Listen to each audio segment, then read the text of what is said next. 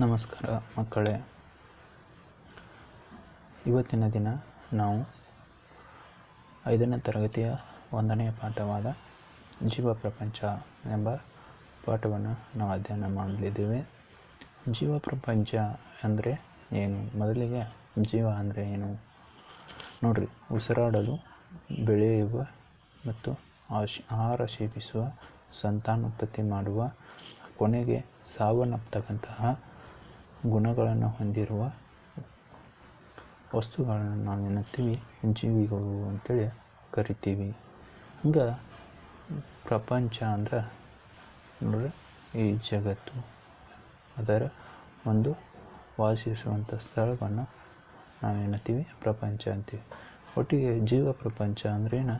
ಜೀವಿಗಳು ವಾಸಿಸುವಂತಹ ಒಂದು ಈ ಜಗತ್ತು ಅಥವಾ ಭೂಮಂಡಲವನ್ನು ನಾವು ಜೀವ ಪ್ರಪಂಚ ಅಂತೀವಿ. ಜೀವಿಗಳು ಎಲ್ಲಿ ವಾಸಿಸ್ತವ? ಭೂಮಿ ಮೇಲೆ ಮತ್ತು ವಾಯುವಿನಲ್ಲಿ, ಆಕಾಶದ ಕೆಳಸ್ತರದಲ್ಲಿ ಮತ್ತು ನೀರಿನಲ್ಲಿ, ಜಲಮಂಡಲದಲ್ಲಿ ಕೂಡ ಜೀವಿಗಳು ವಾಸಿಸ್ತವ. ನೋಡ್ರಿ, ನೀರಲ್ಲಿ ವಾಸಿಸುವಂತಹ ಜೀವಿಗಳನ್ನು ನೀವು ಹೆಸರಿಸಿರಿ. ಹಾಗೆ ಭೂಮಿ ಮೇಲೆ ವಾಸಿಸ್ತಕ್ಕಂಥ ಜೀವಿಗಳನ್ನು ಕೂಡ ಹೆಸರಿಸಿರಿ. ವಾಯುಮಂಡಲದಲ್ಲಿ ಬದುಕ್ತಕ್ಕಂತಹ ಜೀವಿಗಳನ್ನು ಕೂಡ ನೀವು ಪಟ್ಟಿ ಮಾಡಿ. ನೋಡಿ, ಈಗ ಪರಿಸರ ರಕ್ಷಣೆ ನಮ್ಮೆಲ್ಲರ ಹೊಣೆ ಅಂತ ಹೇಳಿ ನಾವು ಇಲ್ಲಿ ಒಂದು ಘೋಷವಾಕ್ಯವನ್ನು ಕೇಳ್ತೀವಿ. ಪರಿಸರ ರಕ್ಷಣೆ ಏನು? ನಮ್ಮೆಲ್ಲರ ಹೊಣೆ. ಪರಿಸರವನ್ನು ರಕ್ಷಿಸ್ತಕ್ಕಂಥದ್ದು ನಮ್ಮೆಲ್ಲರ ಜವಾಬ್ದಾರಿ ಎನ್ನುವಂಥದ್ದು. ನೋಡ್ರಿ, ಪರಿಸರ ಅಂದರೆ ನಮಗೆ ಚಿರಪರಿಚಿತವಾದದ್ದು. ನೀವೆಲ್ಲರ ಬದುಕ್ತಾ ಇರುವಂಥದ್ದು ಪರಿಸರದಲ್ಲಿ, ಹೌದಾ? ಪರಿಸರ ಅಂದರೆ ನಮ್ಮ ಸುತ್ತಮುತ್ತಲು ಕಂಡುಬರುವಂಥ ಅಂಶಗಳನ್ನು ನಾವು ಪರಿಸರ ಅಂಥೇಳಿ ಕರಿತೀವಿ. ನೋಡ್ರಿ, ಭೂಮಿಯ ಮೇಲಿರುವ ಎಲ್ಲ ಜೀವಿಗಳು, ಪ್ರಾಣಿಗಳು ಮತ್ತು ಮಾನವರು, ಸೂಕ್ಷ್ಮ ಜೀವಿಗಳು ಎಲ್ಲ ವಾಸಿಸ್ತಾರೆ. ನೋಡ್ರಿ, ಭೂಮಿ ಮೇಲಿರೋ ಎಲ್ಲ ಜೀವಿಗಳು ಮತ್ತು ಅವು ವಾಸಿಸುವಂತಹ ಪರಿಸರದ ಒಟ್ಟು ಭಾಗವನ್ನು ನಾವು ಜೀವ ಪ್ರಪಂಚ ಅಂತ ಕರಿತೀವಿ. ಏನು? ಭೂಮಿಯ ಮೇಲಿರುವ ಎಲ್ಲ ಜೀವಿಗಳು ಮತ್ತು ಹಾಗೂ ಅವು ವಾಸಿಸುವಂತಹ ಪರಿಸರದ ಒಟ್ಟು ಭಾಗವನ್ನು ನಾವು ಜೀವ ಪ್ರಪಂಚ ಅಂತ ಕರಿತೀವಿ. ಇನ್ನು ನೋಡ್ರಿ, ಎಲ್ಲ ಜೀವಿಗಳು ಮತ್ತು ಅವು ವಾಸಿಸುವ ಪರಿಸರ. ಇಲ್ಲಿ ನೋಡ್ರಿ, ಗುಡ್ಡದಾಗೂ ಜೀವಿಗಳು ಇರ್ತಾವೆ, ಕಾಡಿನಾಗೂ ಜೀವಿಗಳು, ನದಿ ಮ್ಯಾಗೂ ಜೀವಿಗಳು ಇರ್ತಾವೆ, ಹಾಗೆ ಆಕಾಶದಲ್ಲಿ ವಾಯುಮಂಡಲ ಕೆಳಸ್ತರದಲ್ಲಿ ಕೂಡ ಜೀವಿಗಳು ಕಂಡುಬರ್ತಾವೆ. ಹಿಂಗೆ ನಾವು ಈ ಜೀವ ಪ್ರಪಂಚ ಅನ್ನೋ ಪಾಠದೊಳಗೆ ನಾವೇನು ತಿಳ್ಕೊತೀವಿ? ಜೀವಿಗಳು ಯಾವುವು, ನಿರ್ಜೀವಿಗಳು ಯಾವುವು, ಮತ್ತು ಅದರ ಲಕ್ಷಣಗಳೇನು, ಅವುಗಳ ಜೀವನ ತಯಾರಿಕೆಯ ಕ್ರಮ ಹೇಗೆ, ಜೀವನ ಕ್ರಮ ಹೇಗೆ, ವಿವಿಧ ಬಗೆಯ ಸಸ್ಯಗಳ ಬಗ್ಗೆ ನಾವು ಪರಿಚಯ ಮಾಡ್ಕೊತೀವಿ. ಆಹಾರ ಸೇವನೆಯ ಆಧಾರದ ಮೇಲೆ ನಾವು ಪ್ರಾಣಿಗಳನ್ನ ವಿಂಗಡಣೆ ಮಾಡ್ತೀವಿ. ಸಸ್ಯ ಪ್ರಾಣಿಗಳ ಸಂರಕ್ಷಣೆಯ ಮಹತ್ವವನ್ನು ನಾವು ಈ ಪಾಠದಾಗ ಅರಿತೀವಿ.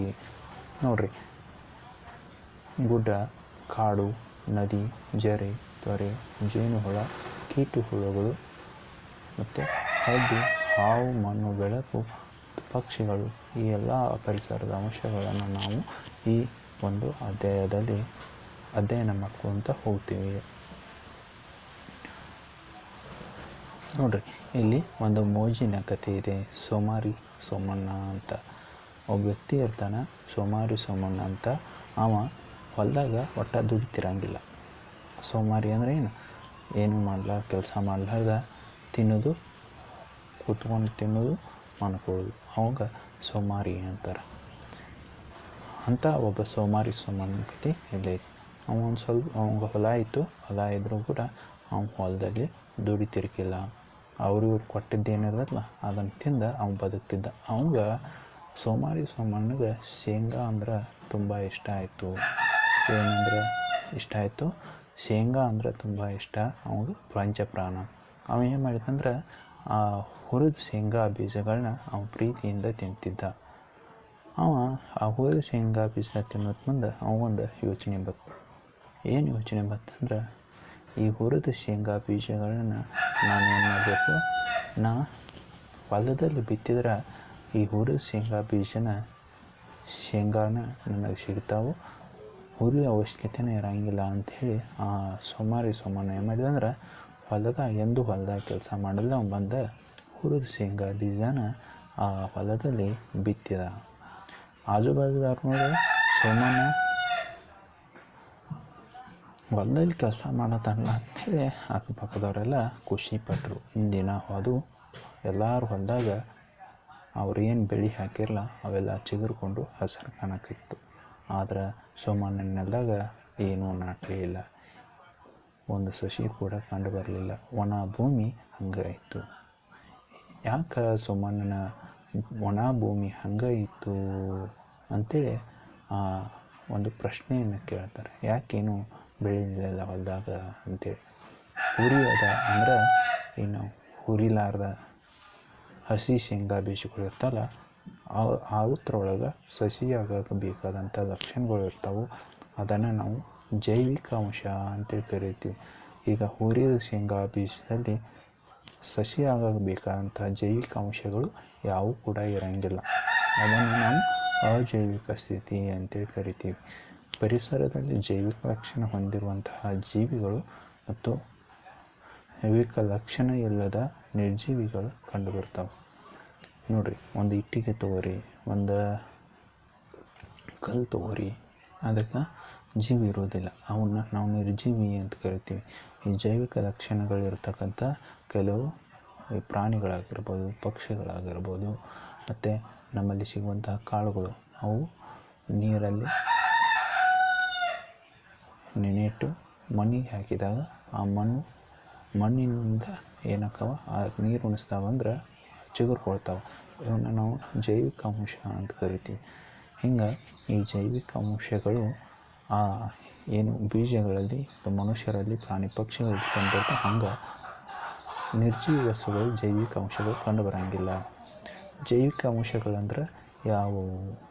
ಅದು ಬೆಳವಣಿಗೆ ಆಗಿರ್ಬೋದು, ಆಹಾರ ಸೇವನೆ ಆಗಿರ್ಬೋದು, ಹಾಗೆ ಉಸಿರಾಟ ವಿಸರ್ಜನೆಗಳನ್ನು ನಾವು ಏನಂತೀವಿ ಜೈವಿಕ ಅಂಶಗಳು ಅಂತೇಳಿ ಕರಿಬೋದು. ಅಜೈವಿಕ ಅಂಶಗಳಂದ್ರೆ ಅಲ್ಲಿ ಆ ಜೀವಿ ಮಾಡುವಂತಹ ಯಾವುದೇ ಕೆಲಸ ಕಾರ್ಯಗಳನ್ನು ಅಜೈವಿಕ ಸ್ಥಿತಿಯಲ್ಲಿ ನಾವು ಕಾಣುವುದಿಲ್ಲ. ಇಲ್ಲಿ ನೋಡಿರಿ, ಇಲ್ಲಿ ಕೆಳಗೆ ಕೆಲವೊಂದು ಅಂಶಗಳನ್ನು ಕೊಟ್ಟಾರ. ಏನು ಕೊಟ್ಟಾರಂದ್ರೆ, ಪ್ರತಿಯೊಂದು ಅಂಶದಲ್ಲಿ ಅದರ ಮುಂದೆ ಸೂಚಿಸಿದ ಲಕ್ಷಣಗಳು ಕಂಡು ಬಂದರೆ ಸರಿ ಗುರುತು ಹಾಕಬೇಕು, ಇಲ್ಲ ಅಂದ್ರೆ ತಪ್ಪು ಗುರುತು ಹಾಕಬೇಕು. ನೋಡಿ, ಪರಿಸರದಲ್ಲಿ ಕೆಲವೊಂದು ಅಂಶಗಳು, ಈ ಪರಿಸರದ ಏನು ಅಂಶಗಳು ಕಂಡು ಬರ್ತಾವಲ್ಲ ಅದರ ಬಗ್ಗೆ ಅವುಗಳನ್ನ ಕೊಟ್ಟಿದ್ದಾರೆ. ಅದರ ಬಗ್ಗೆ ಕೆಲವು ಅಂಶಗಳನ್ನ ಕೊಟ್ಟಿದ್ದಾರೆ. ಅವು ಸರಿ ಅಂದ್ರೆ ಆ ಲಕ್ಷಣ ಕಂಡು ಬರ್ತಂದ್ರೆ ನಾವೇನು ಮಾಡಬೇಕು, ಸರಿ ಹಾಕಬೇಕು. ಲಕ್ಷಣ ಕಂಡು ಬರ್ಲಿಕ್ಕಂದ್ರೆ ತಪ್ಪು ಅಂತೇಳಿ ಗುರುತು ಹಾಕ್ರಿ ಅಂತೇಳಿ ಒಂದು ಸೂಚನೆಯನ್ನು ಕೊಟ್ಟಾರ. ನಾವು ಈಗ ಈ ಚಾಟನ್ನು ತುಂಬೋಣ. ನೋಡ್ರಿ, ಮೊದಲಿಗೆ ಲಕ್ಷಣಗಳು ಏನೇನಿದಾವು ಬೆಳವಣಿಗೆ, ಒಂದು ಪರಿಸರದಲ್ಲಿ ಅಂಶಗಳನ್ನು ಏನಾಗ್ತದೆ ಅಂದ್ರೆ ಜೀವಿಗಳು ಇರ್ತಾವೆ, ಜೀವಿಗಳಿರಲಿ, ಜೈವಿಕ ಅಂಶಗಳು ಯಾವತ್ತೂ ಬೆಳವಣಿಗೆ ಹೊಂದುತ್ತಿರ್ತಾವೆ. ಮತ್ತು ಆಹಾರ ಸೇವನೆ, ಊಟ ಮಾಡೋದು ಅಂತ ಕರಿತೀವಿ ನಾವೆಲ್ಲ. ಊಟ ಮಾಡೋದು, ಆಹಾರ ಸೇವನೆ ಅಂತೇಳಿ. ಹಂಗೆ ಚಲನೆ ಅಂದ್ರೆ ಮುಂದಕ್ಕೆ ಚಲಿಸೋದು, ಅಡ್ಡಾಡೋದು. ನಾವೆಲ್ಲ ಏನು ಮಾಡ್ತೀವಿ, ಒಂದು ಕಡೆಯಿಂದ ಇನ್ನೊಂದು ಕಡೆ ಹೋಗ್ತೀವಿ, ಅದನ್ನು ನಾವು ಚಲನೆ ಅಂತ ಕರಿತೀವಿ. ಉಸಿರಾಟ, ಉಸಿರನ್ನು ಒಳಗೆ ತಗೊಳ್ಳೋದು, ಹೊರಗೆ ಬಿಡೋದು, ಇದನ್ನು ನಾವು ಉಸಿರಾಟ ಅಂತೇಳಿ ಕರಿತೀವಿ. ಇನ್ನು ಒಂದೊಂದು ಪ್ರಾಣಿಗಳು ಚರ್ಮದ ಮುಖಾಂತರ ಕೂಡ ಉಸಿರಾಟವನ್ನು ಮಾಡ್ತಾವೆ. ಇನ್ನು ವಿಸರ್ಜನೆ, ತಮ್ಮ ದೇಹಕ್ಕೆ ಬೇಡವಾದ ವಸ್ತುಗಳನ್ನ ಏನು ಮಾಡ್ತಾವೆ, ಪ್ರಾಣಿಗಳು ಆಗಿರಲಿ, ಜೀವಿಗಳಾಗಿರಲಿ ಏನು ಮಾಡ್ತಾವೆ, ಹೊರಗೆ ಹಾಕ್ತಾವೆ. ಪ್ರಚೋದನೆಗೆ ತಕ್ಕ ಪ್ರತಿಕ್ರಿಯೆ, ಒಂದು ವಸ್ತುವಿಗೆ ನಾವು ಅದನ್ನು ಮುಟ್ಟಿದಾಗ ಅದು ಅಲ್ಲಿಂದ ಚಲಿಸಲು ಆರಂಭಿಸಿದಂದ್ರೆ, ಅಥವಾ ನಾವು ಅದನ್ನು ಟಚ್ ಮಾಡಿದಾಗ, ಅದನ್ನು ಹಿಡಿದಾಗ ಅದು ಪ್ರತಿಕ್ರಿಯೆ ನೀಡಿತಂದ್ರೆ ಏನಂತೀವಿ, ಅದನ್ನು ಪ್ರಚೋದನೆಗೆ ತಕ್ಕ ಪ್ರತಿಕ್ರಿಯೆ ಅಂತೀವಿ. ಇನ್ನು ಮರಿಗಳನ್ನ ಹುಟ್ಟಿಸಿದೆ ಅಂದ್ರೆ ಅದನ್ನ ಸಂತಾನೋತ್ಪತ್ತಿ ಅಂತ ಕರಿತೀವಿ. ಇಲ್ಲಿ ನೋಡ್ರಿ, ಇಲ್ಲಿ ಕೆಲವು ಸಸ್ಯಗಳು ಮತ್ತು ಜೀವಿಗಳು, ನಿರ್ಜೀವಿಗಳನ್ನ ಕೊಟ್ಟಿದ್ದಾರೆ, ಪ್ರಾಣಿಗಳು ಮತ್ತು ಕೀಟಗಳ ಬಗ್ಗೆ ಕೊಟ್ಟಿದ್ದಾರೆ. ಈಗ ನಾವೇನು ಒಂದೊಂದು ಅವು ಏನೇನು ಆಗ್ತಾವೆ, ಬೆಳವಣಿಗೆ ಮತ್ತು ಆಹಾರ ಸೇವನೆ, ಚಲನೆ, ಉಸಿರಾಟ, ವಿಸರ್ಜನೆ, ಪ್ರಚೋದನೆಗೆ ತಕ್ಕ ಪ್ರತಿಕ್ರಿಯೆ ಮತ್ತು ಸಂತಾನೋತ್ಪತ್ತಿ ಮಾಡ್ತಾವೆ ಇಲ್ಲೋ ಅಂತೇಳಿ ನಾವು ನೋಡೋಣ. ಅವು ಆ ಬೆಳವಣಿಗೆ ಹೊಂದುತ್ತಿತ್ತಂದ್ರೆ ಸರಿ ಆಗಬೇಕು, ಬೆಳವಣಿಗೆ ಹೊಂದಂಗಿಲ್ಲ ಅಂದ್ರೆ ತಪ್ಪಂತ ಹಾಕಬೇಕು. ಈಗ ನೋಡು, ಈಗ ಇಲಿ ಏನು ಮಾಡ್ತೈತೆ ಅಂದ್ರೆ ಬೆಳವಣಿಗೆ ಹೊಂದುತ್ತೈತಿ. ಇಲ್ಲಿ ಬೆಳಿತೈತಿಲ್ಲೋ, ಸಣ್ಣದಿದ್ದಿಂದ ದೊಡ್ಡ ಮರಿ ಆಗ್ತದೆ, ದೊಡ್ಡ ಇಲಿ ಆಗ್ತದೆ, ಅದು ಬೆಳೀತದೆ. ಆದ್ದರಿಂದ ಏನು ಮಾಡಬೇಕು, ಇದು ಸರಿ ಹಾಕಬೇಕು. ಹಂಗೆ ಆಹಾರ ಸೇವನೆ, ಇಲಿ ನಮ್ಮ ಮನ್ಯಾಗ ಕಾಳ ಕಡಿತೈತಿಲ್ಲ, ಹಂಗೆ ಅದಕ್ಕಾಗಿ ಅದನ್ನು ಕೂಡ ನಾವು ಏನು ಮಾಡಬೇಕು, ಸರಿ ಹಾಕಬೇಕು. ಹಂಗೆ ಚಲನೆ, ಇಲ್ಲಿ ಒಂದು ಕಡೆಯಿಂದ ಇನ್ನೊಂದು ಕಡೆ ಚಲಿಸ್ತದೆ. ಇಲ್ಲಿ ಉಸಿರಾಟವನ್ನು ಮಾಡ್ತದೆ. ಹೌದಾ, ಇಲ್ಲಿ ಏನು ಮಾಡ್ತದೆ, ಹಿಕ್ಕಿಗಳನ್ನ ಹಾಕ್ತದೆ. ಅದು ಕೂಡ ಬೇಡವಾದ ವಸ್ತುಗಳನ್ನ ಏನು ಮಾಡ್ತದೆ, ವಿಸರ್ಜನೆ ಮಾಡ್ತದೆ. ಮತ್ತು ಇಲ್ಲಿ ನಮ್ಮ ಮುಟ್ಟಕ್ಕನ ಓಡಿ ಹೋಗ್ತೈತಿಲ್ಲ, ನಮ್ಮನ್ನು ನೋಡ್ತಾ ಓಡಿ ಹೋಗ್ತೈತೆ, ಬೆಕ್ಕನ್ನು ನೋಡಿದಂದ್ರೆ ಓಡಿ ಹೋಗ್ತೈತಿ. ಅದು ಪ್ರಚೋದನೆಗೆ ತಕ್ಕ ಪ್ರತಿಕ್ರಿಯೆಯನ್ನು ಮಾಡ್ತದೆ. ಮತ್ತು ಇಲ್ಲಿ ಮಕ್ಕಳು ಹಿಡಿತೈತಿಲ್ಲ, ಮರಿಗಳನ್ನ ಹಿಡಿತೈತದ, ಅದಕ್ಕೆ ಅದು ಸಂತಾನೋತ್ಪತ್ತಿ ಮಾಡ್ತದೆ. ಅದು ಕೂಡ ಸರಿ. ಈ ಮಾವಿನ ಗಿಡ ನೋಡ್ರಿ, ಮಾವಿನ ಗಿಡ ಸಣ್ಣದಿದ್ದು ದೊಡ್ಡದಾಗ್ತದೆ.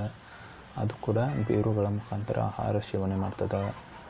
ನೋಡಿರಿ, ಸೂರ್ಯನ ಬಿಸಿಲಿನ ಕಡೆಗೆ ಮುಖ ಮಾಡಿ ಬೆಳೀತದೆ.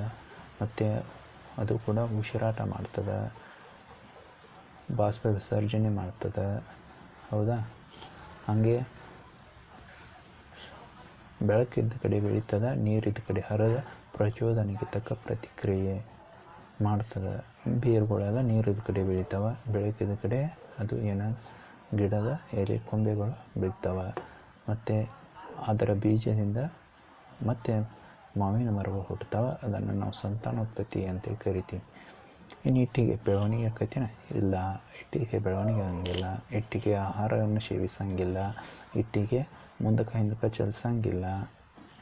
ಇಟ್ಟಿಗೆ ಉಸಿರಾಟ ಮಾಡ್ತೈತೇನೆ? ಇಲ್ಲ. ವಿಸರ್ಜನೆ ಮಾಡ್ತೈತೇನೆ? ಇಲ್ಲ. ಪ್ರಚೋದನೆಗೆ ತಕ್ಕ ಪ್ರತಿಕ್ರಿಯೆನೂ ಮಾಡಂಗಿಲ್ಲ. ಇಟ್ಟಿಗೆ ಸಂತಾನೋತ್ಪತ್ತಿ ಮರಿ ಇಟ್ಟಿಗೆಗಳನ್ನ ಹುಟ್ಟಿಸ್ತದ? ಇಲ್ಲ. ಹೌದಾ, ಹಂಗೆ ನೋಡಿರಿ, ಗಡಿಯಾರ ಬೆಳೀತೈತೇನೆ? ಸಣ್ಣದು ದೊಡ್ಡದಾಗುತ್ತೇನೆ? ಇಲ್ಲ, ಗಡಿಯಾರನೂ ಕೂಡ ಬೆಳೆಯಂಗಿಲ್ಲ. ಮತ್ತು ಗಡಿಯಾರ ಊಟ ಮಾಡ್ತೈತೇನೆ? ಇಲ್ಲ, ಆಹಾರ ಸೇವನೆ ಮಾಡಂಗಿಲ್ಲ. ಹಂಗೆ ಗಡಿಯಾರ ಒಂದು ಕಡೆಯಿಂದ ಇನ್ನೊಂದು ಕಡೆ ಚಲಿಸ್ತೈತೇನೆ? ಅದು ಕೂಡ ಚಲಿಸಂಗಿಲ್ಲ. ಗಡಿಯಾರ ಉಸಿರಾಟ ಮಾಡ್ತೈತೇನೆ? ಇಲ್ಲ. ಗಡಿಯಾರ ವಿಸರ್ಜನೆ ಮಾಡ್ತಿದ್ದೇನೆ? ಇಲ್ಲ, ಗಡಿಯಾರ ವಿಸರ್ಜನೆ ಮಾಡಂಗಿಲ್ಲ. ಗಡಿಯಾರ ಪ್ರಚೋದನೆಗೆ ತಕ್ಕ ಪ್ರತಿಕ್ರಿಯೆ ಮಾಡ್ತೈತೇನೆ? ಇಲ್ಲ, ಪ್ರಚೋದನೆಗೆ ತಕ್ಕ ಪ್ರತಿಕ್ರಿಯೆನೂ ಮಾಡಂಗಿಲ್ಲ. ಗಡಿಯಾರ ಸಂತಾನೋತ್ಪತ್ತಿ ಮಾಡ್ತೈತೇನೆ? ಗಡಿಯಾರ ಮರಿ ಸಂತಾನೋತ್ಪತ್ತಿ ಮಾಡಂಗಿಲ್ಲ. ಗಡಿಯಾರ ಬಗ್ಗೆ ನಾವು ಇಷ್ಟು ತಿಳ್ಕೊಂಡು, ನೆಕ್ಸ್ಟ್ ಚಿಟ್ಟೆ ಬೆಳವಣಿಗೆ ಹೊಂದು ಸಾಂದಿದಿಂದ ದೊಡ್ಡದಾಗ್ತದೆ. ಚಿಟ್ಟೆ ಒಂದು ಹೂವಿನಿಂದ ಒಂದು ಹೂವಿಗೆ ಕೂತ ಮಕರಂದ ಸೇವನೆ ಮಾಡ್ತದೆ, ಆಹಾರ ಸೇವನೆ ಮಾಡ್ತೈತೆ. ಮತ್ತು ಒಂದು ಕಡೆಯಿಂದ ಇನ್ನೊಂದು ಕಡೆ ಹಾರ್ತೈತಿ ಚಿಟ್ಟೆ. ನೆಕ್ಸ್ಟ್ ಚಿಟ್ಟೆ ಉಸಿರಾಟವನ್ನು ಮಾಡ್ತದೆ, ಮತ್ತು ಚಿಟ್ಟೆ ವಿಸರ್ಜನೆಯನ್ನು ಮಾಡ್ತದೆ. ಹಂಗೆ ಚಿಟ್ಟೆ ನಾವು ಹಿಡಿಯಾಕೋದ್ರೆ ಹಾರಿಕೋತಿಲ್ಲ, ಪ್ರಚೋದನೆಗೆ ತಕ್ಕ ಪ್ರತಿಕ್ರಿಯೆಯನ್ನು ಮಾಡ್ತದೆ. ಚಿಟ್ಟೆ ಮತ್ತು ಮರಿ ಹುಳುಗಳನ್ನು ಹುಟ್ಟಿಸ್ತದೆ. ಹಂಗೆ ಮನುಷ್ಯನೂ ಕೂಡ ನೋಡಿರಿ, ಮನುಷ್ಯ ಬೆಳವಣಿಗೆ ಸಣ್ಣವಿದ್ದಾವ ದೊಡ್ಡವ ಆಕಾನ, ಊಟ ಮಾಡ್ತಾನೆ, ಆಹಾರ ಸೇವನೆ ಮಾಡ್ತಾನೆ, ಒಂದು ಕಡೆಯಿಂದ ಇನ್ನೊಂದು ಕಡೆ ಚಲಿಸ್ತಾನೆ, ಉಸಿರಾಟ ಮಾಡ್ತಾನೆ, ಮತ್ತು ವಿಸರ್ಜನೆ ಮಾಡ್ತಾನೆ. ಮತ್ತು ಮನುಷ್ಯ ಪ್ರಚೋದನೆಗೆ ತಕ್ಕ ಪ್ರತಿಕ್ರಿಯೆ ಅಂದ್ರೆ, ನೀವು ಒಬ್ಬರನ್ನು ಬಡದ್ಕೋದಾವ ಅವ್ರ ಮೇಲೆ ಬೆಳಿತಾನೆ, ನೀವು ಚಿವುಟಿದ್ರೆ ಚಿವುಟುತ್ತಾರಲ್ಲ, ಹಂಗೆ ಪ್ರಚೋದನೆಗೆ ತಕ್ಕ ಪ್ರತಿಕ್ರಿಯೆ ಮನುಷ್ಯನೂ ಕೂಡ ಮಾಡ್ತಾನೆ. ಸಣ್ಣ ಪುಟ್ಟ ಪಾಪುಗಳನ್ನ ಮನುಷ್ಯ ಹುಟ್ಟಿಸ್ತಾನೆ. ನೋಡಿರಿ, ಇನ್ನು ಕಪ್ಪೆ ಸಣ್ಣದಿದ್ದ ದೊಡ್ಡದಾಗ್ತದೆ. ಮತ್ತು ಅದು ಕೂಡ ಆಹಾರ ಸೇವನೆ ಮಾಡ್ತದೆ, ಹೂವುಗಳನ್ನೆಲ್ಲ ತಿಂತದೆ. ಹಂಗೆ ನೆಕ್ಸ್ಟ್ ಕಪ್ಪೆ ಒಂದು ಕಡೆಯಿಂದ ಇನ್ನೊಂದು ಕಡೆ ಚಲಿಸ್ತದೆ. ಕಪ್ಪೆ ಕೂಡ ಉಸಿರಾಟ ಮಾಡ್ತದೆ. ಕಪ್ಪೆ ವಿಸರ್ಜನೆ ಮಾಡ್ತದೆ. ಕಪ್ಪೆ ಪ್ರಚೋದನೆಗೆ ಅದನ್ನು ಮುಟ್ಟಕ್ಕೆ ಹೋದ್ರೆ ಟನಕ್ಕಂತ ಜಿಗಿತೈತೆ. ಅಂದ್ರೆ ಪ್ರಚೋದನೆಗೆ ತಕ್ಕ ಪ್ರತಿಕ್ರಿಯೆ ಮಾಡ್ತದೆ. ಕಪ್ಪೆ ಮರಿ ಕಪ್ಪೆಗಳನ್ನ ಹುಟ್ಟಿಸ್ತದೆ. ಹಂಗೆ ಕಾಗದ ನೋಡ್ರಿ, ಕಾಗದ ಬೆಳೆದು ದೊಡ್ಡದಾಗ್ತಾ ಇಲ್ಲ. ಕಾಗದ ಆಹಾರ ಸೇವನೆ ಮಾಡ್ತೈತೇನೆ? ಇಲ್ಲ. ಕಾಗದ ಒಂದು ಕಡೆ ಇನ್ನೊಂದು ಕಡೆ ಚಲಿಸ್ತೈತೇನೆ? ಇಲ್ಲ. ಉಸಿರಾಟ ಮಾಡ್ತೈತೇನೆ ಕಾಗದ? ಇಲ್ಲ. ವಿಸರ್ಜನೆ ಮಾಡ್ತೈತೇನೆ? ಇಲ್ಲ. ಹಂಗೆ ಪ್ರಚೋದನೆಗೆ ತಕ್ಕ ಪ್ರತಿಕ್ರಿಯೆ ಮಾಡ್ತೈತೇನೆ? ಇಲ್ಲ. ಹಾಗೆ ಸಂತಾನೋತ್ಪತ್ತಿ ಮಾಡ್ತೈತೇನೆ ಕಾಗದ? ಇಲ್ಲ. ಹಾಗೆ ಫೋನ್ ಕೂಡ ಏನು ಮಾಡ್ತದೆ? ಬೆಳವಣಿಗೆ ಹೊಂದೈತದೇನೆ? ಇಲ್ಲ.